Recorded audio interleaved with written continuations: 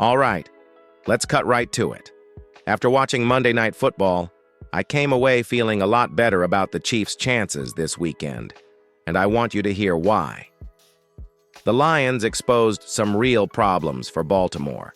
225 rushing yards allowed, 4 rushing touchdowns in one game, 7 sacks on Lamar Jackson, and even the kind of sloppy turnovers you can absolutely take advantage of. That combination? It flips the narrative for the matchup with Kansas City. You and I both know the Chiefs haven't been crisp. The offense has been missing burst and the running game hasn't consistently threatened. But when an opponent shows those exact holes, it doesn't feel like a punishment anymore. It feels like an opportunity. Let's start with the run. The Ravens letting up 4 rushing touchdowns isn't a fluke. That was a team that got steamrolled at times on first and second down. If Isaiah Pacheco can get downhill and the Chiefs' offensive line sustains blocks, this becomes a game plan. That can take pressure off Mahomes' shoulders. I want to see more of Bashard Smith mixed in too. These are the kinds of matchups where alternating styles, power with Pacheco, change of pace with Smith, forces a defense to reveal its linebackers and opens up play action. When the opponent can't stop the run, everything else opens up. Deeper shots, quicker third down conversions, less negative yardage plays that kill drives. Now, the other stat that jumped out, 7 sacks on Lamar Jackson. Some of that was on Jackson, sure, but when a team looks confused in protection and struggles to handle pressure, that's where Steve Spagnuolo and this Chiefs pass rush can strike. Blitz packages, stunts, creative edges, those are exactly the tools that win in big moments. If you remember last season, the Chiefs have a knack for turning confusion into momentum. I'm not saying the Chiefs' pass rush is elite right now, but matchup-wise, a struggling Baltimore OL and poor clock management from their QB can create explosive plays for Kansas City. And there's another piece of good news you might have missed. Reports that Xavier Worthy could be active.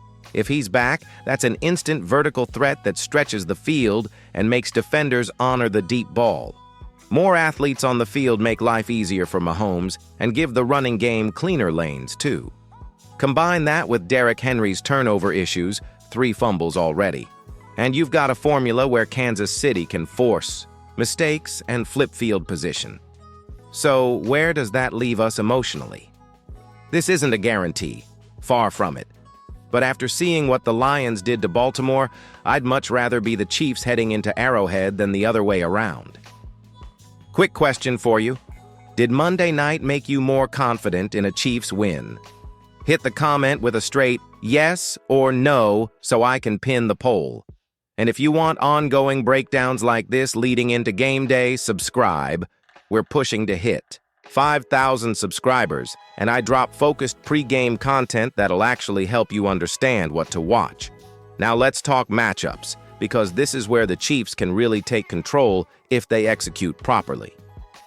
Starting with the run game, Baltimore gave up 225 rushing yards and 4 touchdowns to the Lions, and that tells me there's a weakness in their front 7 that Kansas City can exploit.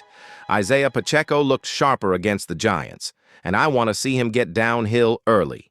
Kareem Hunt also adds versatility, screens, counters, and checkdowns, which can keep Baltimore's linebackers guessing. And don't forget Bashard Smith. A change of pace back like him forces defenses to adjust on the fly. If the Chiefs establish the run early, it opens up everything else. Quick passes, play action, and more explosive plays downfield for Mahomes. This is exactly the kind of get-right scenario the offense needs, because controlling the clock and the line of scrimmage will allow Kansas City to dictate the pace. On the flip side, the Ravens' offensive line showed cracks with 7 sacks on Lamar Jackson. Part of that was Jackson holding on to the ball too long, but the Lions' ability to pressure him reveals tendencies that Steve Spagnuolo can exploit.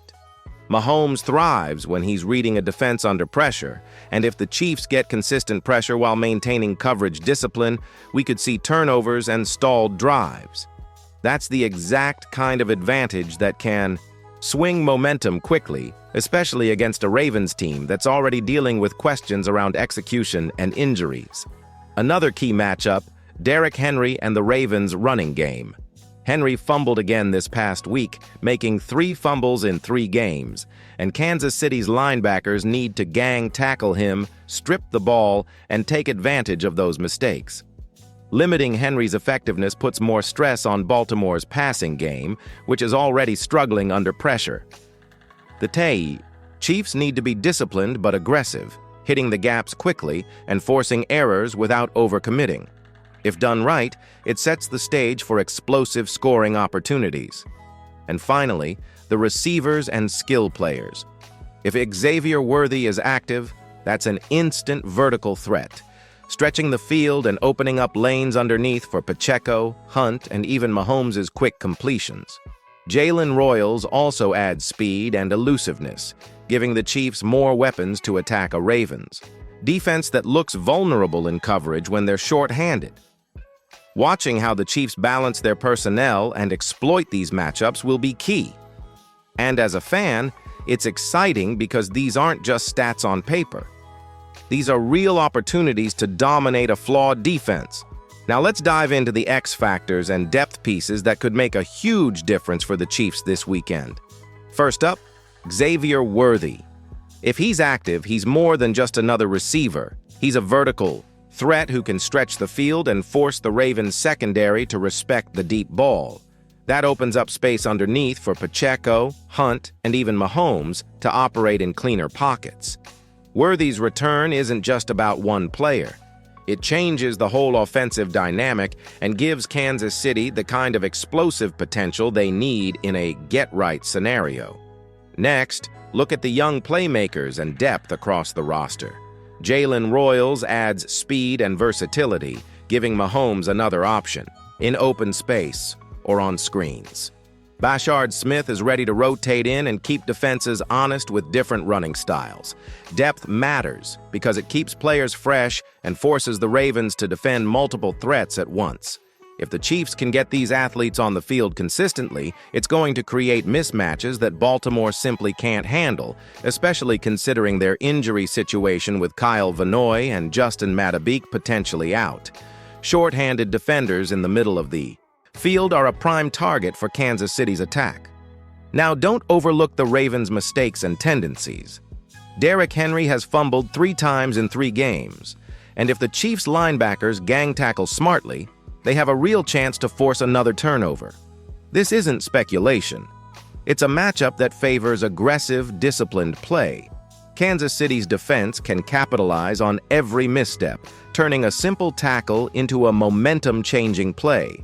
It's exactly the kind of opportunity that separates a good Chiefs game from a dominant one.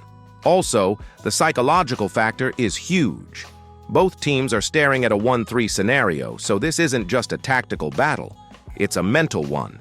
Young players like Worthy and Royals bring energy and confidence, which can influence momentum. If Kansas City's athletes play loose but smart, that energy can carry the team through pivotal drives. Watching these X factors thrive could be the difference between a close game and a commanding win. Here's a quick engagement check. Which young player are you most excited to see this weekend? Drop their name and one thing you expect them to do in the comments. And if you haven't already, hit subscribe. When we hit 5,000 subscribers, I'll be releasing exclusive pre-game breakdowns highlighting these players and how they can exploit every weakness in the Ravens' defense. All right, let's wrap this up with the keys to victory, a final prediction, and what you, the fan, need to do to get ready for this matchup. First and foremost, the Chiefs need to establish the run. Isaiah Pacheco has to get downhill early. Bashard Smith and Kareem Hunt need to rotate in to keep the defense guessing, and Mahomes must use play action to capitalize on those gaps. When the run game works, everything else opens up. Longer completions, manageable third downs, and less pressure on the quarterback. This is the #1 way to control the game and keep the Ravens off balance. Next, the pass rush. Baltimore's offensive line gave up 7 sacks to the Lions, and Kansas City's defenders have to exploit that. Edge pressure, well-timed stunts, and smart blitzes can create havoc in the pocket. Lamar Jackson is talented, no doubt, but when pressured consistently, he struggles to make clean reads. The Chiefs have the opportunity to create turnovers and limit big plays, and that's exactly what they need to do to tilt this game in their favor. Third, field position and turnovers. Derrick Henry's fumbling, trend, and Baltimore's shorthanded defense create chances for Kansas City to take the ball away or flip field position. Winning the turnover battle is often the difference between a close game and a commanding win. The Chiefs need disciplined, aggressive tackling and smart coverage to capitalize on mistakes, and every fan watching should be ready to cheer hard when those moments happen because momentum is contagious. Finally, fan energy and awareness. Arrowhead Stadium is one of the most electric venues in football. Your role matters. Be loud, be supportive, and make sure the players feel that energy from start to finish. Track the young playmakers, like Xavier Worthy and Jalen Royals, and celebrate every explosive play. It keeps the team motivated and adds to the pressure the Ravens will feel on the road. Share your predictions in the comments. What's your final score? Let's see who gets it right. So here's my take. If Kansas City executes the run, pressures Lamar, and takes advantage of turnovers while getting contributions from its young athletes, this could be a decisive win. My prediction? The Chiefs pull it off in a high-energy game, leveraging every matchup advantage. But it's going to take focus, discipline, and fan energy to make it happen. Like this video if you agree with these keys, subscribe if you haven't yet, and hit notifications. We're aiming for 5,000 subscribers, and I'll keep delivering pre-game breakdowns and post-game reactions to help you follow every play. Arrowhead is ready, the team is ready, and now it's our turn to bring that energy. Go Chiefs!